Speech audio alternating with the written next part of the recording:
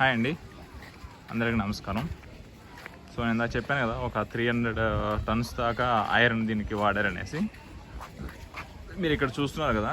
So ఇప్పుడు ఇవి ఆ గుడి కట్టినప్పుడు గుడికి వాడిన ఐరన్ బీమ్స్ అంట. సో అప్పట్లో ఐరన్ ఎలా తీసేవారంటే, మట్టి అంతా ఒక చోట పోగేసి దాన్ని బాగా వేడి చేసి వేరే బలమైన సుత్తులతోనే వీటితోన కొట్టేవారంట. సో అప్పుడు ఈ ఐరన్ అనేది తయారు చేయడం జరిగింది. ఆ గుడి కట్టగా మిగిలిన ఐరన్ పిల్లర్స్ ఇక్కడ వేశారు. ఇందాక గైడ్ చెప్పింది ఏంటంటే, దీన్ని కట్ చేయడానికి ఇప్పుడు మనం వాడే ఐరన్ కట్టర్స్ ఏది పనిచేయడం అంతా ఇరిగిపోతాయంట. ఒక్కోటి చూస్తే చాలా వెయిట్ ఉన్నది, చాలా క్వాలిటీగా ఉంది ఐరన్.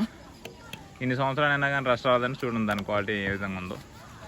సో ఇవి ఐరన్ పిల్లర్స్ ఇక్కడ పెట్టారు డిస్ప్లే కోసం, ఎవరైనా చూడటానికి సందర్శకులకి. చూడండి. సో ఈ గుడికి చాలా ఐరన్ వాడారు. ఐరన్ కాకుండా వాడిన రాయిలో మనకి 26% ఆఫ్ ఐరన్ ఉంటుందంట ప్రతి స్టోన్లో, అందుకని ఇది ఇంత స్ట్రాంగ్గా ఉండింది. సో ఇది డీటెయిల్స్ అబౌట్ ఐరన్.